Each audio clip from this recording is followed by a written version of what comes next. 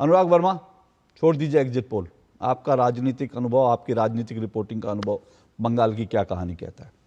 देखिए अशोक जी, जो मेरा अपना मानना है, जो जिस तरह से 92-93% वोटिंग हुई है, जो वोटर जिस तरह से निकला है, वो किसी को उखाड़ देने के लिए, मतलब वो कौन सी पार्टी होगी वो 4 तारीख को पता लगेगा, लेकिन किसी ना किसी का डब्बा गोल होना है, ये तो पक्की बात है।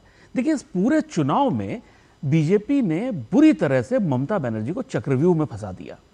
बहुत बुरी तरह ममता जी फंस गई हैं, जो अब वो कैसे निकले वो समझ नहीं पा रही हैं। उनको डर ये है कि कहीं इस बार फिर नंदीग्राम रिपीट ना हो जाए, ये एक डर है।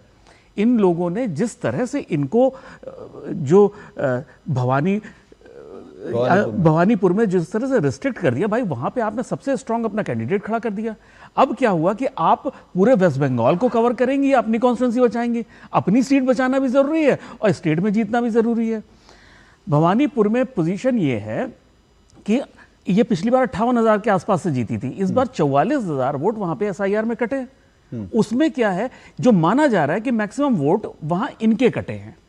वहां ये कैसे ये एक वहां के जो लोकल लोग बताते हैं कि वो उनके कटे हैं। उसमें मुस्लिम वोटर जो है काफी लंबा, तो बड़े आरोपों की पुष्टि कर रहे हैं कि मुस्लिम वोट टीएमसी नहीं, मैं वो पुष्टि नहीं कर रहा हूं। हाँ। जो गलत वोट है, अगर वो वहां पे कोई बांग्लादेशी रह रहा है, अगर उसका वोट कटा है, या कोई वहां नहीं रहता उसका वोट कटा है, तो कटना चाहिए ना। अगर उसके नाम से कोई दूसरा वोट डाल रहा है तो नहीं डालना चाहिए ना। देखिए एसआईआर की प्रक्रिया में कहीं कोई भाई अगर कोर्ट ने उसको जस्टिफाई कर दिया, कोर्ट ने क्लियर कर दिया, तो आप कौन होते हैं उसको क्वेश्चन करने वाले? जब उस प्रक्रिया को कोर्ट ने क्लियरेंस दे दी तो ठीक है, एकदम ठीक हुआ होगा।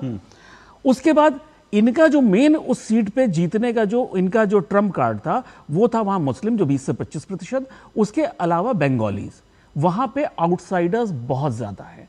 जिस तरह से शुभेंद्र अधिकारी ने आउटसाइडर्स को वहां पे मोबिलाइज किया है, वो जबरदस्त रहा है।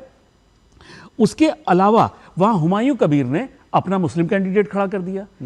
इन सारी चीजों में अब ममता बनर्जी को जो सेकंड फेज की वोटिंग हुई है उसमें समझ में आ गया। फर्स्ट फेज में समझ तो आ गया होगा, लेकिन सेकंड फेज में उनकी देखिए ममता बनर्जी बड़ी जीवट वाली नेता हैं। ऐसे वो कोई उनके आप जो लड़ने की क्षमता है उसको क्वेश्चन नहीं कर सकते। वो आखिरी समय तक जो है पूरी दमदारी से लड़ेंगे, इसमें कहीं कोई डाउट नहीं है, और वो दिखा रही हैं।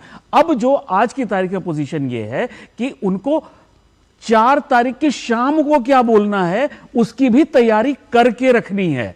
तो इन्होंने आज कल जो है उसकी जो है एक तरह से पटकथा लिख दी है कि 4 तारीख की शाम को उसमें क्या बयान होने हैं, कैसे अपने आप को डिफेंड करना है। क्योंकि ये इस चुनाव में जनता ने जिस तरह से ये मन बना लिया कि भाई अब ये डर की राजनीति खत्म करो। वही जो अभी हमारे प्रभात जो कह रहे थे, इतना मत डराओ, रिस्टोरेशन का चुनाव है, इतना मत डराओ किसी को कि डर खत्म हो जाए। तो शायद यही हुआ, और डर तो था फिर भी, लेकिन केंद्रीय